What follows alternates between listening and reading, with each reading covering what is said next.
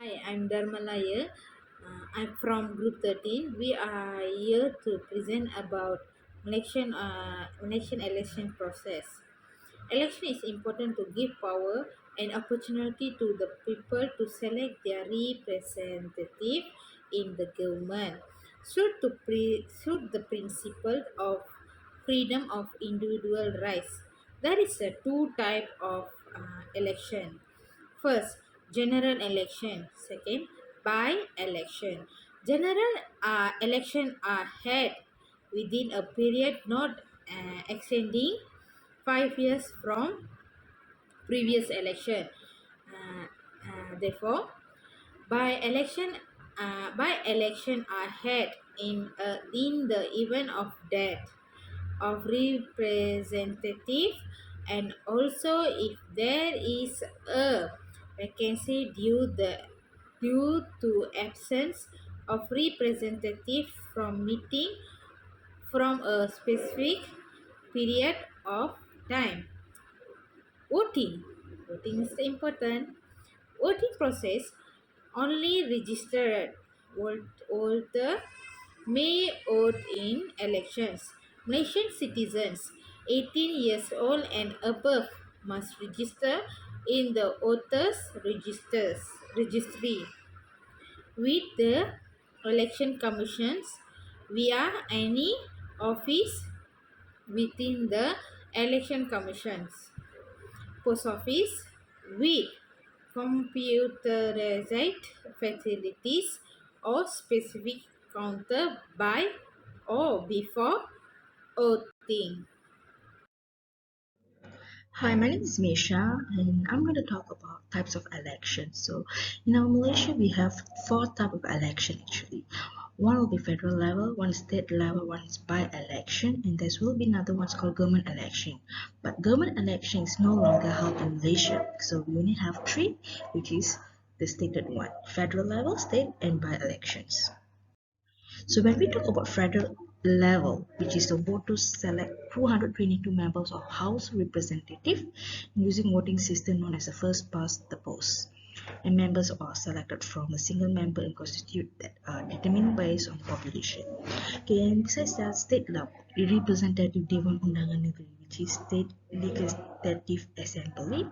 The state election are often been held concurrently with parliamentary election. However, each state has options of settling its own elections. Next is by-elections, that of the member of parliament or state, or MP or SLA resign, or election result notified by High Court.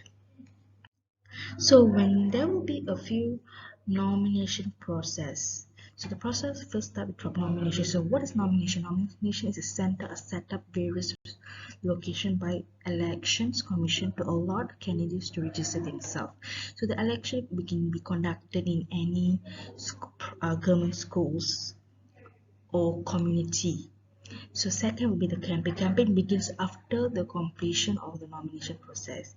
Voting, all the voters where names are listed and electoral board is eligible to vote. So the voting, the oldest voting age was 21, and the government have been changed last year 2021, which is 18 years so can be voted. So second will be the counting votes. The process of counting votes election refers to as a vote counting. Last but not least, an announcement result. This will be the last to calculate the entire voting who won for the election, which will be telecast in social media, can be by uh, radio or telecommunication as well. So this will be the end of my part. Thank you. Stakeholder engagement has grown in significance today and has become one of the most important elements in advancing sustainability agenda in public sectors.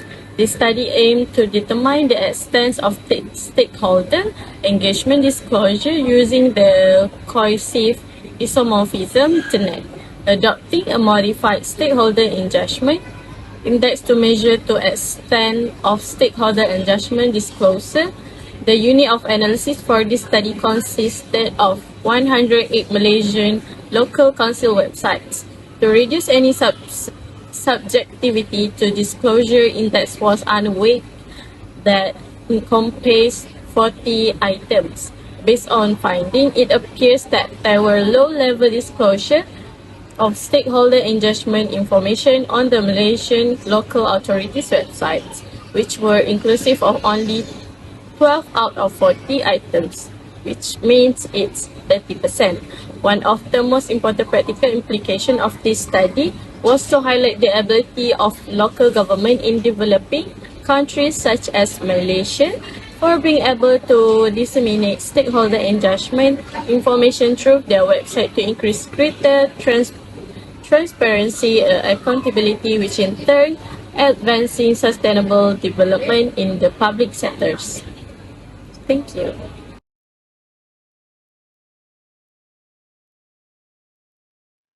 Hi, my name is Vinoshini and I will be presenting about the procedures and requirement of election in Malaysia. In Malaysia, we follow first past the post system, which means first past the post is a purity of majority electoral system which is characterized by its simplicity and the tendency to produce representatives beholden to defined geographical areas.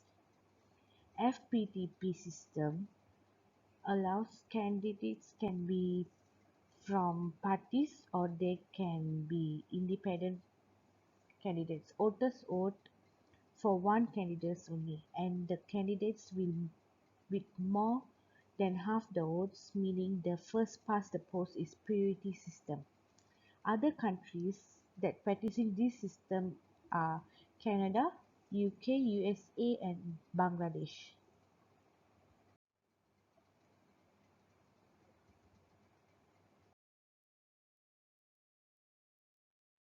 The procedure of election starts with nomination. The candidates have to file the appropriate form and places a financial deposit at nomination center. Second, the candidates can start their campaign between the day of nomination and the polling day. During the campaign, the agents or the candidates should not act or speak in a manner of prejudicial of other parties. The candidates are allowed to hire agents. To ensure the ballot box is secure, the seat is intact from the beginning of the poll until the counting period. The fourth is election day. On the election day, the voters have to register themselves with EC, which means election committees or SPR, before the polling days. Fifth, on the voting process, during the voting process, the identification of voters will be verified by election committees at polling station. Each voter receives two ballot papers,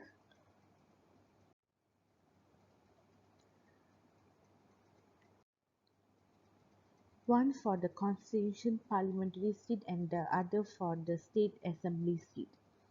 In federal territories where there is no state assembly and states where state elections are held on different dates, each voter receives only one vote of parliamentary seat.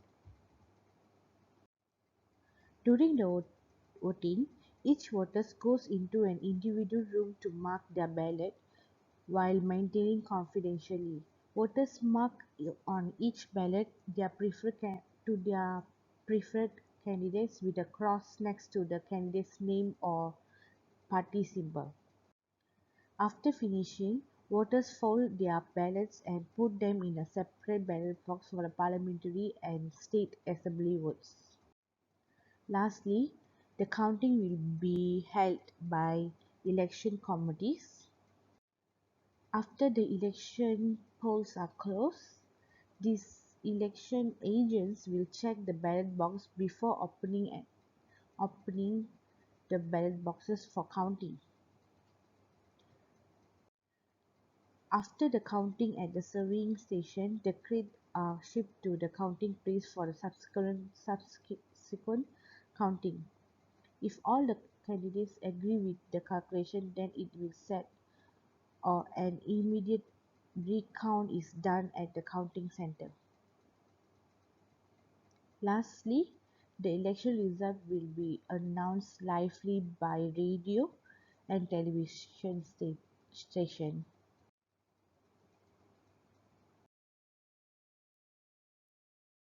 Next, the requirements to be a voter and the candidates. An eligible voter for relevant branch, division, state and national election must be a Malaysian citizen with a registered department issued identity card as a proof of identity and 18 years old above. He or she should never be barred or disqualified by any laws in force. The requirement to be a candidate is the candidates have to fill up a series of forms and present them in person to the nomination center. The candidates can be in a post in a party. He should be a Malaysian citizen which aged 20 years old and above. EC uh, EC will disqualify the candidates if they found the candidates is either bankrupt or a salaried employee in an organization or a citizen of another country or have a pledged allegiance in a foreign country or he has been sentenced to jail. Thank you.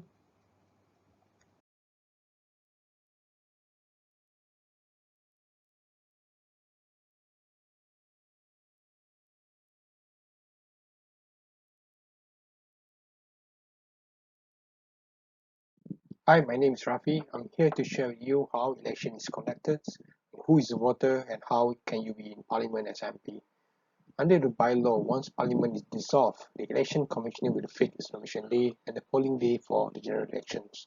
There are 222 voting areas known as constituencies throughout Malaysia, one for every seat in Dewan Rakyat as visual presented. On nomination day, anyone who wants to be elected as MP in particular constituency must file a proper document and send to election commissioner officials. The person who files the paper then becomes a candidate. And on polling days, voters go to polling centers in their own constituencies and vote for the candidates they prefer. Once voting period is over, the votes are counted and the winners are announced. So the winning candidate is the candidate who gets the most vote in the constituencies. So how did you get into parliament? The only way to be an MP, you must be a Malaysian who are at least 21 years old and have to contest in the general elections to get into the Warayat. So being an MP means being part of the country law-making process. You will be taking part in debating bills introduced in parliament. You can also introduce your own private members' bills. As an MP, you will take an oath to discharge duty to the best of your ability, that you will be the true face of allegiance to measures and preserve, protect, and defend the constitutions. So, in any case, you are facing bankruptcy, hold or forfeit of profit, or found guilty in a crime that where the punishment is jail term or 1 year or more, or fine of 30 ringgit or more, your status will be removed and you need to vacate your seat. So, who is eligible to vote?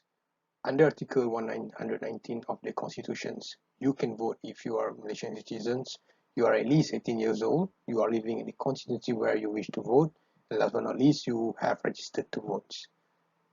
On 10th December 2019, there is a historic event happens when in the 18, as one of the case they were fighting for, the Constitution Amendment Act 2019 gazetted into law, lowered the voting age to 18 years old, so allowed for younger electoral candidates, and introduced automatic voter registrations for adults aged 18 and above. This will result in an added 1.2 million new voters, thereby enlarging the electorates to 21 millions. Thus, it also benefits nations' democratic policy by increasing greater participation, political accountability, and more responsive in policy making. That's all. Thank you for me.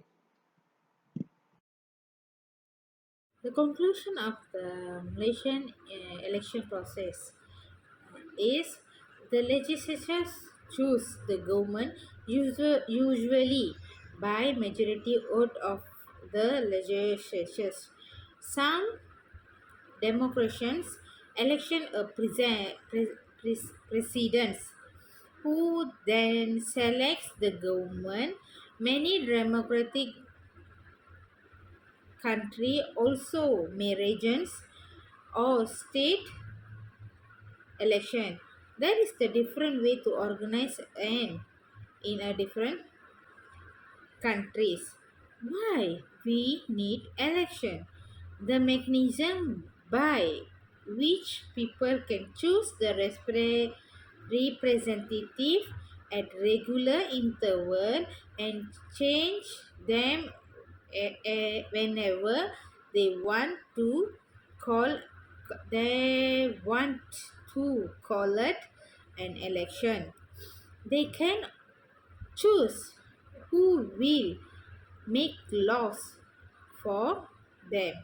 They can choose who will form the government and take major decisions. The law does not require citizens to vote, but voting is very important part of any democracy. By voting, citizens are participating in democratic process. Citizens vote for leader to represent them and their ideas.